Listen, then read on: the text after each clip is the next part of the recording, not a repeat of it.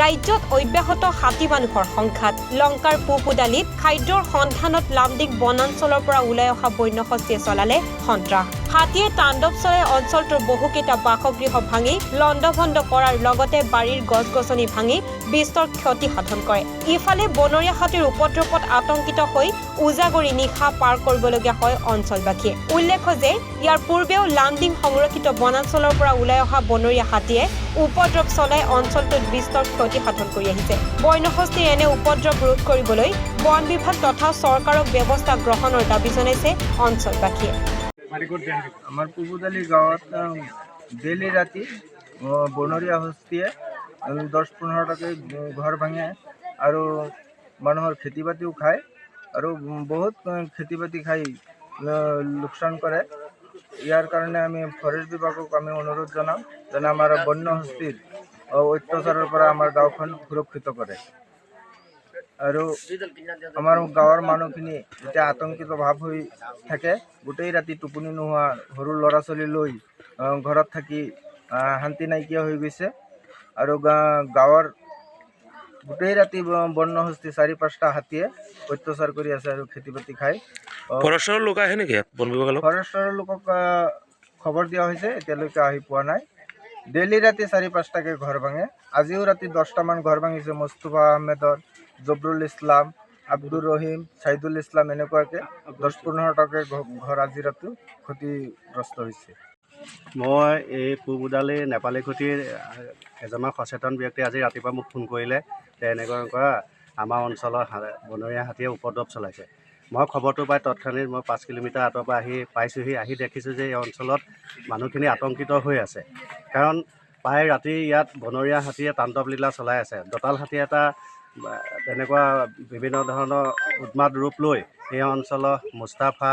ৰচিদকে এনেকৈ কৈ 10-15টামান ঘৰ অলৰেডি তেওঁ ভাঙি কৰি শেষ কৰি দিছে আৰু মানুহখিনি ৰাতি শুব পৰা নাই হাতীৰ উৎপাতত উপদ্ৰৱত এই মানুহখিনি বিনন্দ ৰজনী কটাবলগীয়া হৈছে গতিকে মই প্ৰশাসন তথা ফৰেষ্ট বিভাগক অনুৰোধ জনাম তেওঁলোকে এই ব্যৱস্থা গ্ৰহণ কৰি অতি সোনকালে এই মানুহখিনিক নিৰাপত্তা ব্যৱস্থা কৰে যেন আৰু লগতে যি বনৰীয়া হাতীয়ে এই অঞ্চলৰ দুখীয়া মানুহখিনি আহি খেতি বাতি নষ্ট কৰি যি অনিষ্ট সাধন কৰিছে সেইখিনিও যাতে সুৰক্ষিত কৰক ফৰেষ্ট ডিপাৰ্টমেণ্টে অতি সোনকালে আহি এই অঞ্চলত প্ৰত্যেক বছৰ তেনেকুৱা হোৱা শুনা পোৱা গৈছে এবাৰ মই নিজে আহি দেখা পাইছোঁ নতুনকৈ দায়িত্ব পাই মই আহি দেখিছোঁ যে মানুহখিনি বৰ আতংকিতগ্ৰস্ত হৈ আছে আৰু তেওঁলোকে ৰাতি শুব পৰা নাই হাতীৰ উৎপাতত উপদ্ৰৱত গতিকে এই অঞ্চলত যাতে চৰকাৰে আৰু ফৰেষ্ট বিভাগেও আহি এটা সুব্যৱস্থা কৰি মানুহখিনি যাতে শান্তিময় পৰিৱেশ গঢ়ি তোলে সেইকাৰণে মই বিশেষকৈ অসম চৰকাৰৰ ফৰেষ্ট ডিপাৰ্টমেণ্টক অনুৰোধ জনাম তেওঁলোকে আহি ইয়াত এটা বিহিত ব্যৱস্থা লৈ এই মানুহখিনিক যাতে শান্তি স্থাপন কৰি এটা সুপৰিৱেশ গঢ়ি তোলে এইখিনিকে মই ফৰেষ্ট বিভাগৰ ওচৰত অনুৰোধ জনাইছোঁ আৰু গম পাইছোঁ এতিয়ালৈকে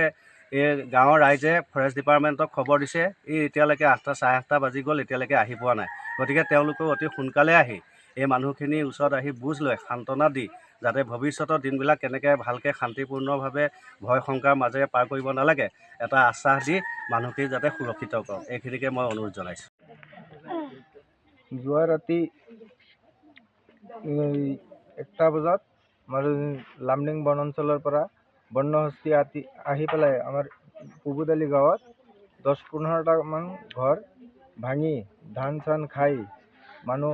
আতংকিত ভাৱ হৈছে আৰু ফৰেষ্ট বিভাগকো ৰাতি আমি জনাইছোঁ এতিয়াও ফৰেষ্ট বিভাগ আহি পোৱা নাই ফৰেষ্ট বিভাগক আমি অনুৰোধ জনাম যে আমাৰ গাঁওখন সুৰক্ষিত কৰাৰ বাবে আমি অনুৰোধ জনাম আৰু আমাৰ জিলা উপায়ুক্ত মহোদয়কো আমি ইয়াৰ পৰা অনুৰোধ জনাম যেন বন্য হস্তীৰ কাৰণে আমাৰ গাঁওখন আতংকিত হৈ আছে ডেইলি সন্ধিয়াৰ পৰাই লংকাৰ পৰা ভূপেন্দ্ৰ সিং বাবুৰ প্ৰতিবেদন NFR 24